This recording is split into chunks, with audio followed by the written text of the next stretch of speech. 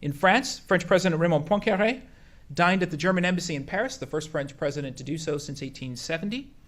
And this act was seen by most people on both sides of the Rhine as a very important step towards creating an alliance, not an alliance, creating an entente or an agreement over the Rhine River, similar to the one that had recently occurred over the English Channel. And French observers especially noted that the ancient hatreds, between Britain and France, were much more long-standing than those between France and Germany, yet those between Britain and France had been overcome. Businessmen and socialists alike talked of the importance of big business. Mack talked about Norman Angell, one of the key people making this argument, that business would create links and that these links might become more important in forging peace between them than anything else. So, if it wasn't structural, or not only structural, then what was it? And Mack used the phrase that I had emailed to him, that it was a perfect storm of events. I think the importance of the July crisis of 1940, remember please that we call it the July crisis,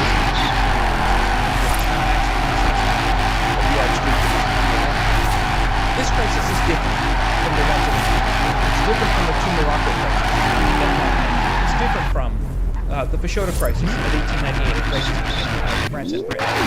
This one's different for a couple of reasons, and I think it's worth spending a little bit of time to know. One reason this crisis is that Austria-Hungary, for the first time in a very long time,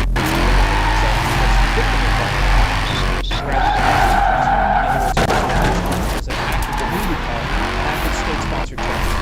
That means that Austria-Hungary will have to demand something of Serbia. Moreover, the Austro-Hungarians assumed, because not only the Russians support regicide as a way of changing governments, Russia might be slowed down.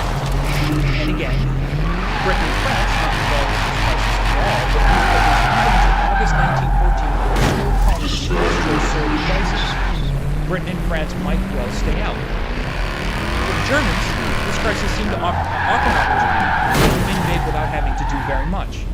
If they challenged the Russians and the Russians backed down, they would win without having to do very much at all. If, on the other hand, Russia did mobilize, Russia did, Germany would do exactly to defend itself as defensive, not as offensive. In that regard, they would have to support the problem with all of this is that this crisis did not fit the mold that anyone was ready to meet.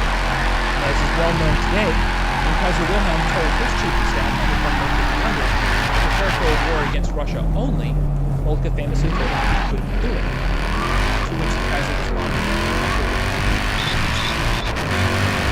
this is another reason why the war got out of control. And because of the way that this war began, each state, even the Germans, would claim their actions. The second point that I want to articulate is so obvious that we often overlook it. The origins of this war were not on the Rhine River, they were not in the sea, they were on the Danube. Hence the origins of the July crisis. This is a Balkan crisis. It is a war that most people expected to be a third Balkan war, not a first world war. In this sense, I think it's important to understand. The great powers were not acting, they were reacting. I think this is especially the case in France. They were not consciously trying to balance here. Britain is the only exception to this. But the great powers got a very different crisis than the one that they expected. What they thought was going to happen was either a third Balkan war or a crisis like the Morocco crises that Mack articulated. Those crises, it's important to understand, both Morocco crises and the diplomatic crisis of 1998 to 1911, all three of those crises ended peacefully. And all three of them took a very, very long time. That's what people were expecting in 1914. In the case of the Peixoto crisis, which is between Britain and France with control over is now Sudan, the headwaters, what they thought were the headwaters of the Nile River. That crisis resulted not in war between Britain and France, but in the signing of an entente between Britain and France. In other words, these crises need not produce war, and they could in fact produce a better state than they had going in. This is why, I think, the war went so turbulent, so quickly, and over so small approximate cost. It's also, I think, why people became so quickly disoriented by it, and why so many of the regimes that were pretty solid did not survive to 1918. Again, back Ottoman, Russian, I would add German. Austro-Hungarian, thank you. Just bought a book of primitive science.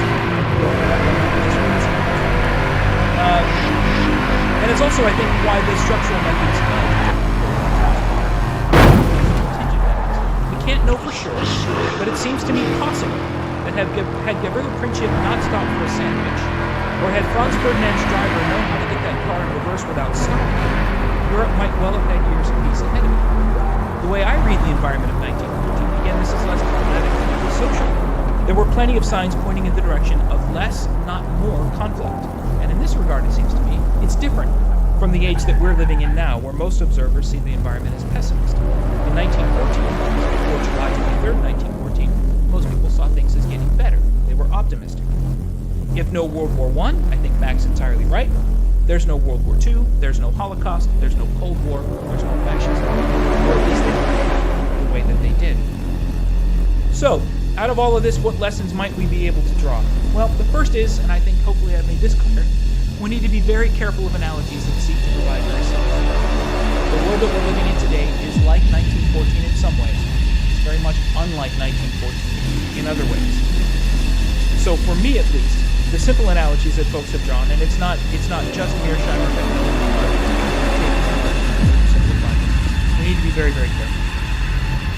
Differences, it seems to me, are as important as similarities. Here's the point that Mac was making about China and Germany. China 2014 and Germany.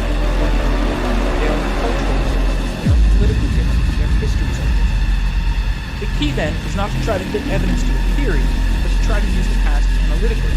To try to see where the history does or does not support history is not so much about right and wrong as it is trying to figure out where the theory helps you see patterns better.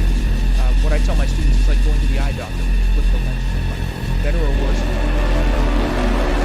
And history is not necessarily predictive. It doesn't tend to work in the way that we would like it. If case A looks like case B, it doesn't necessarily produce the same effect. This is obviously difficult to do. Also, it seems to me, we need to think about the war in the widest possible context that we can. These are not just nation-states going to war, they are, of course, global empires going to war. Another way to think about this, I think, and this is where I want to kind of finish up, is to think about the place of the First World War in the wider span of history in which we're trying to think about here. Calling the First World War, or dating the First World War, 1914 to 1918, privileges a certain view of the war. It privileges a French, British, German view of the war. As I'm sure John can tell you, if you go to the Balkans, more often than not, the war is 1911 to 1921, 22, 23. There are plenty of historians, and I tend to think myself increasingly thinking this way. It makes sense to think of the two world wars as one grand conflict. Second 30 years war, 1914 to 1945. And I say that as Captain Harry Truman is looking at me here from the painting, and Harry Truman is a nice symbol of that. A citizen soldier, captain of artillery in 1914, 1945 he goes to Potsdam, Germany, trying consciously in his own mind to solve the problems that Woodrow Wilson failed to solve. In Truman's own mind, they are the same issues. What will be the place of Germany in the new Europe? What will be the place of Russia in the new Europe? Where will ethnic and political boundaries match up? What should the United States do about it? How should the economy of the world be reoriented? And how tightly should the nations of the world be connected through some sort of international organization or set of organizations? It's the same set of problems. And not by coincidence, Harry Truman asked to be sworn in as President of the United States underneath the portrait of Woodrow Wilson. So, here's what I want to finish up. As FPRI's motto tells us, the nation must think before it acts. It has to know what it's thinking about. Critically, it has to get its history right. Thank you.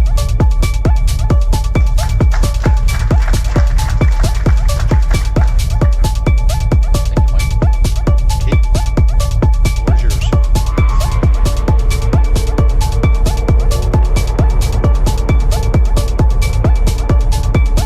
Okay, thanks very much.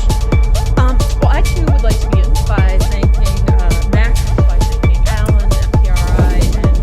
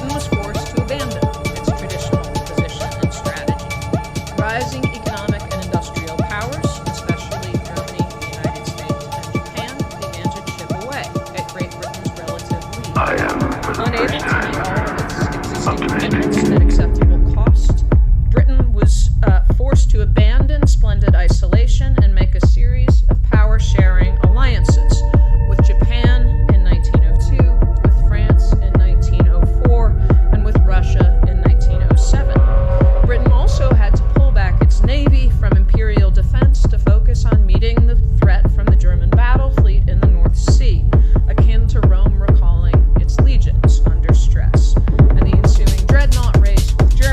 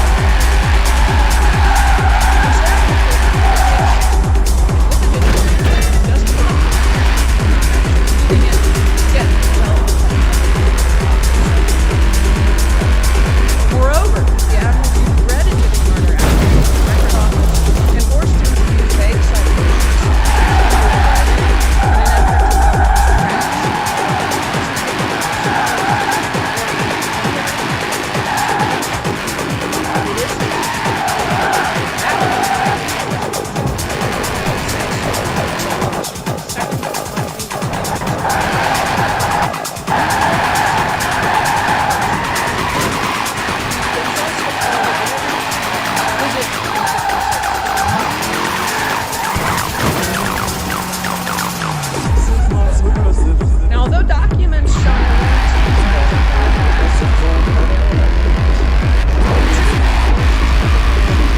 it is supremacy.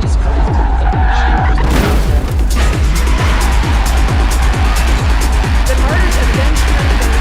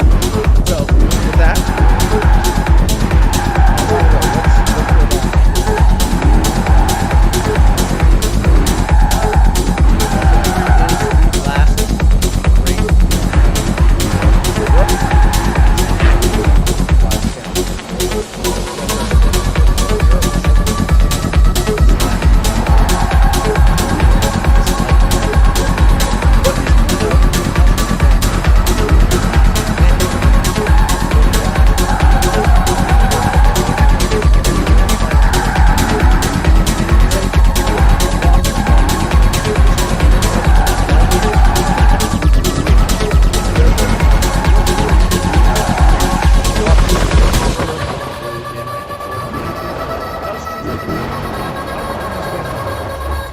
many decades, for centuries. But they didn't look like possible. They in fact did.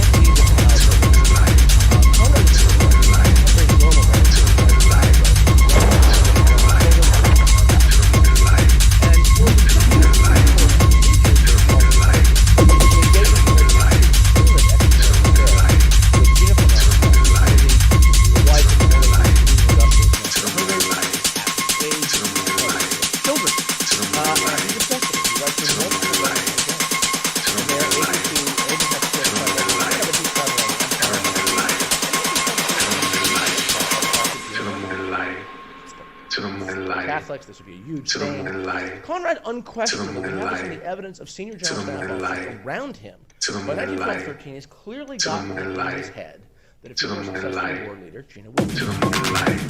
Now, I'm not suggesting moonlight. that Clinton will do it. To the But moonlight. they constantly